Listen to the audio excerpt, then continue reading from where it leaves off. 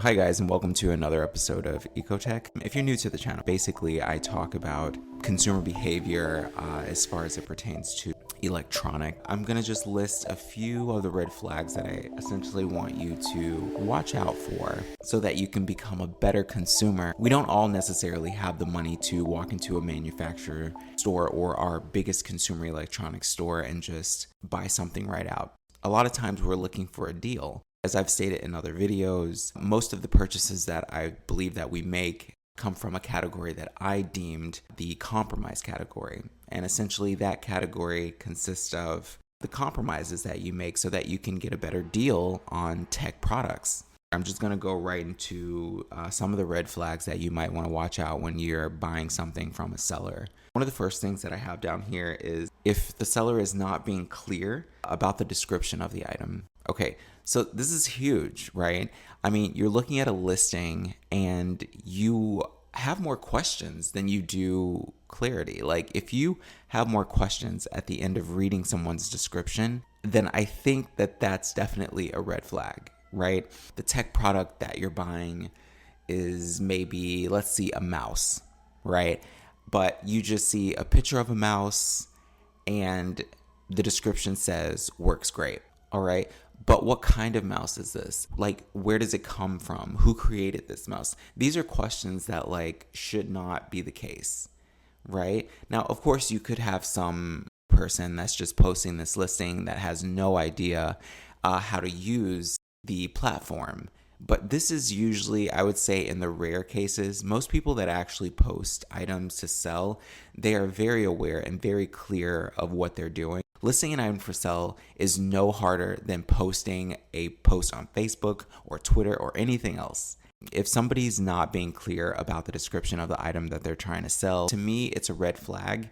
And if you are interested in this particular item and they're not very clear, the one thing that I would suggest is to reach out to the seller and ask them more about the item. Now, this is something that you shouldn't have to do because essentially they're trying to sell it, but let's just take it as though the best case scenario, this person is not really informed on how to use the platform or they didn't really want to put that much effort into it. You could reach out to them if you're extremely interested, but I will have to say this. If you are trying to sell something and you're definitely serious about it, you're going to give the buyer everything that they need to know up front. That way, when they make a purchase, you can just ship off the item. You don't have to answer any questions unless they're simple questions and just get the transaction over with because the ultimate goal of the seller is to make the sale. And that's really the goal. I mean, that's the end goal. And if they are not giving you what you need up front, I mean, it's kind of a red flag, right? Because it just means that they're not as serious. With that said, another red flag that I have is not responding to messages or taking too long to respond. This is another huge red flag. And even though some businesses, they have office hours where they only respond, usually they'll have that posted, right, in the description. So if there's a reason that they're not answering, sometimes it'll be in the description. If it's not in the description, then there's really no reason for them to not have answered. So taking too long to respond to messages or not responding at all is another red flag because it's kind of like if the end goal essentially of a seller is to make a sale, then why are you not answering the questions? Regardless of how hard communication might be or how rough it is, the one thing that I've noticed as a seller is that I respond to people that are asking genuine questions and they show an interest. I answer them because that increases my chance of making a sale. If there's something that's not in the listing that somebody is asking about, it's pretty much my duty to answer that question or respond to their inquiry because I'm at the end of the day trying to make a sale. And if I don't respond to them, I mean, I'm not really being serious about actually selling this item. Now, am I? Right? So that's another red flag just to watch out for because It's indications of all sorts of other things. You don't really want to have to deal with that, because once you've actually given your money over, if you're not really getting proper responses back, you shouldn't really expect any better communication after the purchase has already been made, right? So this is, like I said, indications of other things, like other problems you might have down the road. So another red flag that I have to watch out for when buying things from sellers, with an emphasis of online buying, I would have to say the wording of things. Now, by wording, I essentially mean like the description. Okay, so say for instance, they have like a long description, right? They took the time to actually write this description out.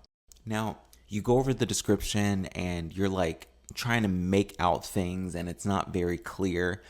Okay, wording means so much when you're when you're trying to make a sale. Maybe they're using a translator, right? And everything is not being translated properly.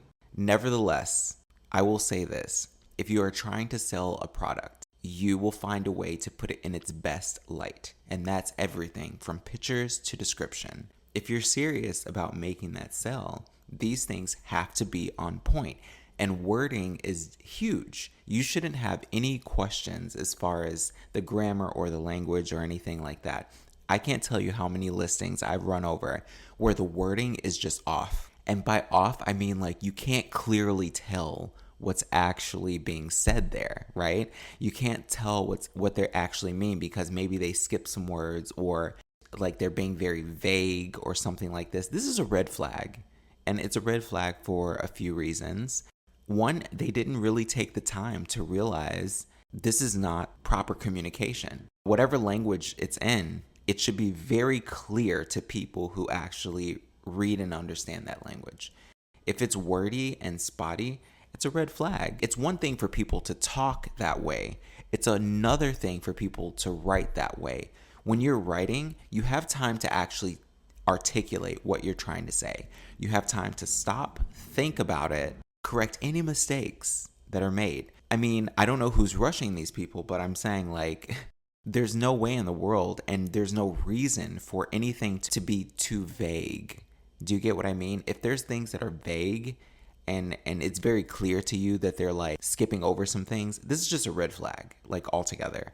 If the wording is off, if it's vague, the reason why is because they have unlimited time to sit down. Even if they didn't have unlimited time to sit down, you can't just post any old thing up there when you're actually trying to make a sale. If the wording is off, the description is too vague, just skip right over it, to be honest, because this is one of those things where it's just like if there was a problem to arise, right? This is how sometimes some sellers, depending on how they choose to do business, take advantage of buyers. I mean, because any number of things could arise, and with the wording not very precise how it should be, you can interpret it like many ways. And that's just not the way that you do business when you're actually serious and trying to make a sale. I do believe there are many different ways and many different techniques you can go about doing to actually successfully make a sale. But distorting the wording of a product is not one of those things. That's not how it works. That's not how it should work. So watch out for that red flag. Another red flag that I have, not having clear or vivid photos, right? With smartphones today, even if you have like the crappiest smartphone, it's not very hard to put your item in light, right? To put it in the daylight, put it outside, or do whatever you have to do in order to get a clear shot. I can't tell you the number of blurry, sideways, upside down, different photos that you see. Like some 3-year-old just made this listing, right?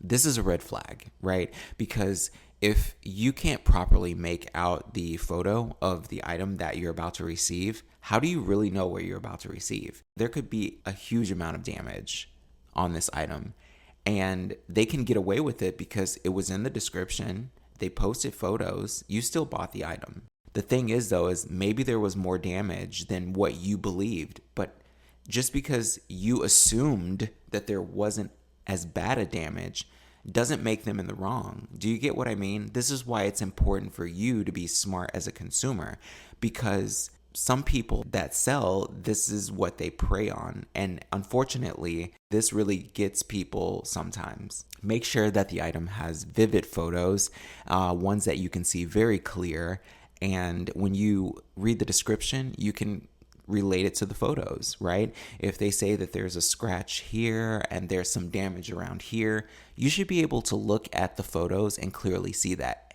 And if you can't, it should be mentioned in the description. Like, oh, like I have photos of it, but you really can't see it in the photos as much. I mean, these are signs of honesty, right? It's just trying to explain that maybe they don't have the best quality camera and it's not coming through very well, but it is there. Any seller that wants to actually make a sale, they will explain things to you in a way that you understand so that you feel more confident about making that purchase. If you make that purchase and you don't feel very confident about it, it's because maybe you shouldn't have made that purchase, right? I'll tell you that right away. So not having very clear or vivid photos is a really big red flag. Now, of course, if you are willing to take a chance on an item like this, you can ask the seller for more photos, right? It's one of those situations that arise. Maybe you're still interested. Maybe the description was great, but the photos are just crap and they're just way off. Ask them for more photos, more vivid photos, right? To see if they can actually pull that off. If they can, that's great. That's what I would say, because then you have accurate photos that you can apply to the description. And if anything were to arise, you can say, well, this isn't the item because it doesn't match the photos. Or you can say, well, this has more damage or this blah, blah, blah. You're understanding a little bit more about what you're getting. The goal here is to not really be surprised. When you're buying stuff from sellers online, you shouldn't be surprised about the item that you actually receive unless it's in better condition than what they stated. You really shouldn't be surprised about the item that you receive as far as like damage or flaws or anything like that. So make sure that the listing has very clear and vivid photos that you can see and relate to the description. There are lots of things that people out there try to pull over on consumers because there are lots of people that just don't know any better. Some people are trying to make money and not really give you anything for it. You really need to just be a little bit more aware of these sorts of things so that they don't happen. One way of doing that is watching out for the red flags. One of the last red flags that I have on here is missing information about the item. Now, say for instance, they have photos, clear photos that you can see. The description is perfectly fine. It matches the item, everything. If it's missing key descriptive things, if it's not there, what I would do is, because sometimes, and I've been guilty of it myself, you make a mistake and you leave these things out. Maybe the size of the hard drive, or what type of hard drive it is, or what type of screen it is, or what type of keyboard. These things, sometimes when you're writing out your description, you just skip over.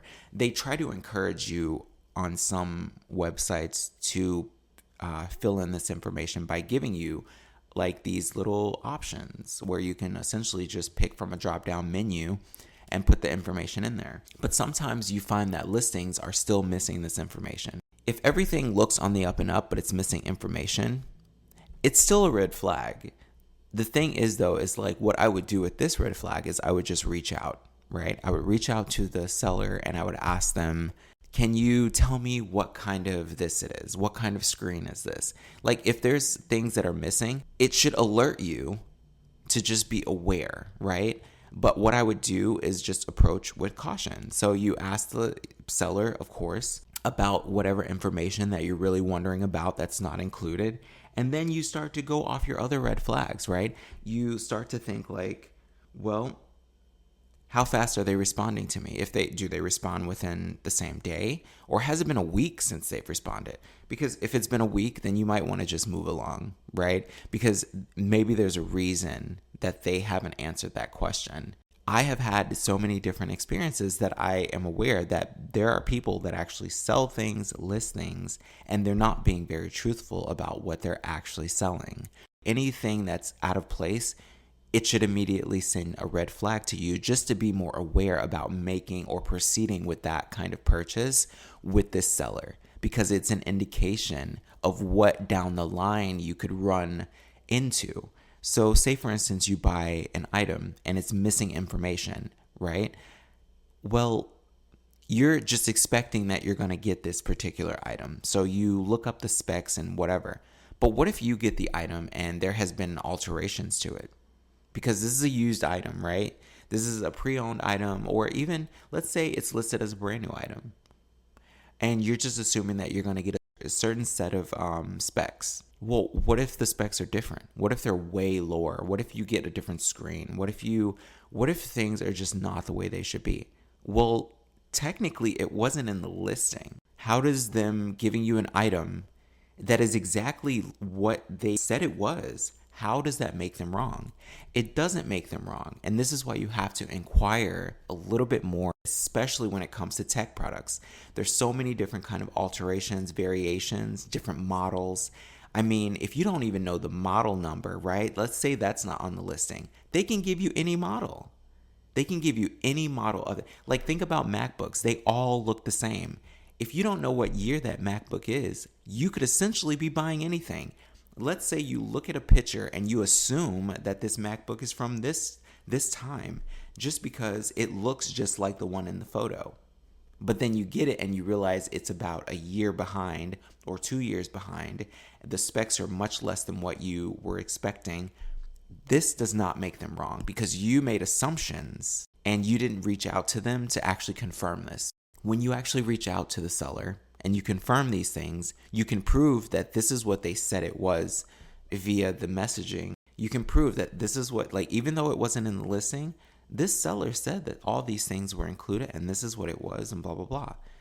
So it's very important for you to actually like reach out and get any missing information, get any understanding about the thing that you have not gotten. Like if there's anything not clear, it's very important that you reach out to them, and it's very important that they respond back in a timely manner.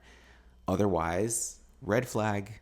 I mean, because you don't want to put yourself in a position, which many people do, of not being able to return an item, of not being able to have like grounds for certain things. Because think about it, if you have something for sale and you don't really describe what it is and somebody just buys it, well, how does that make you wrong? Right?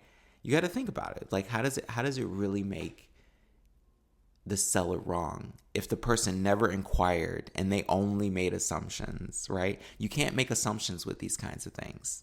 And it's not, you don't get returns based off assumptions. You don't get to file any sort of claims or claim that the buyer was, claim that the seller was wrong based on like assumptions. If you make assumptions, that is your own fault. What you want to do to be a better consumer is to confirm everything. If you are expecting a certain thing, confirm it, right? If this looks exactly like the MacBook from, I don't know, this year, confirm that it's actually that one, right? Because maybe it's one from 3 years ago. Maybe you're not really seeing the proper photos online and you're just making these assumptions. Don't do that. Confirm absolutely everything about the purchase. Now, I'm not going to say that like there are all kinds of sellers that are just out there to get you, but there are some. And so you have to actually just like really be up on your game as far as paying attention and watching out for the red flags, because red flags at the very beginning are indications of just how well your transaction is going to go down the line. Like I said, sometimes sellers forget to include things in their description. So you have to reach out to them and just ask them a question before you buy it.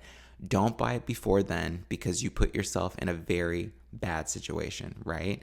Sometimes, even though you've watched out for all the red flags, you still end up getting an item that is just not what it's supposed to be. And in this case, of course, you have complete grounds, right? Because it's just off from what it's supposed to be. It's not necessarily the same. This happens from time to time, believe it or not, even from people that are highly rated. And it's a shame that it does, but this is just the world that we work in, right?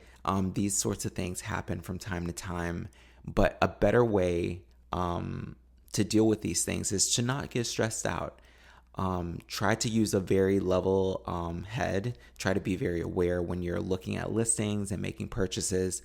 Try to communicate with the actual seller. That way you can increase your chances of actually getting the item that you're seeking to get. Don't get stressed out. Don't think too much about it. Remember, we want you to be on the winning side here at Ecotech. That's it for today. Just be smart.